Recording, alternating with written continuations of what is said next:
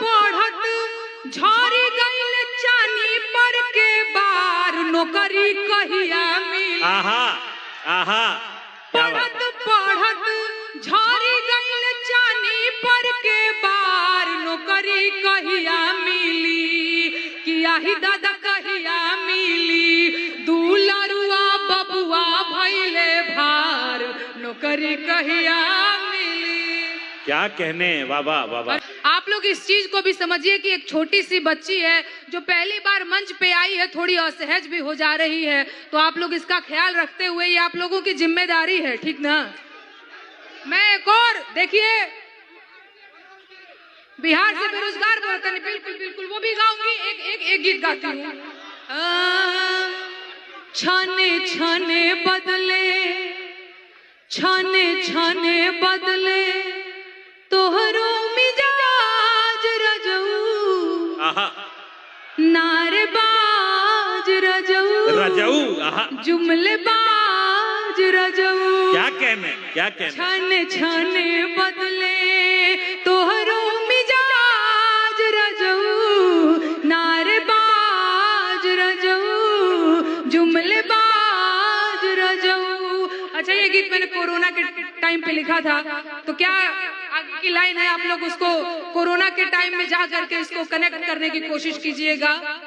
अरे ऊपर पर लोग बाकी कैसहु चुनाव होखे, अरे को वोट हर नहीं आव पाव होखे।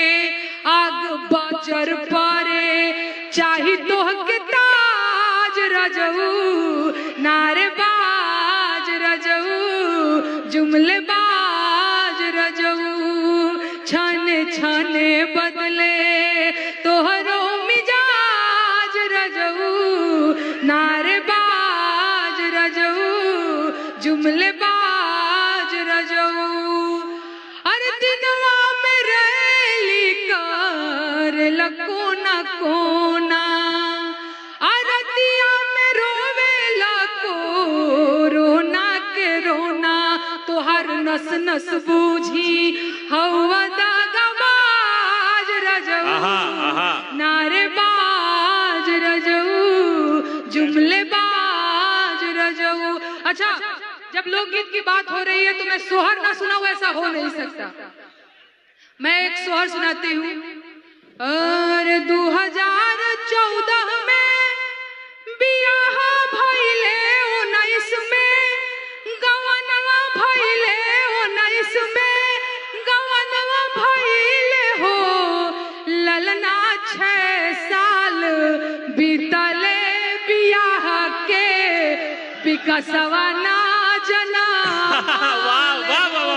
ललना अरे भाई जिंदाबाद नेहा बाबा बाबा। बीतले बियाह के विकसवा कौन सी विधाएं जिंदा कर रही हैं आप? जिंदाबाद हो। सोहर ओके बोल लीजिए आप। विकसवा काहे नहीं जन्म ले, ये नहीं जानना चाहेंगे? अरे जनवरी में राजा जी जापान घूमे, फरवरी फ्रांस घूमे, फ्रांस घूमे हो। ललना बरहो मास घूमे ले विदेशवा विकसवा ना जनामाल हो। ललना बरहो मास घूमे ले विदेशवा विकसवा ना जनामाल हो। अरे राजा जी के गोदिया में मोर खेले कन्हिया पे, सुगा में ना चिराई चुरुंग खेले हो। ललना राजा मान भावे ना मनुष्यवा विकसवा ना जनामाल हो।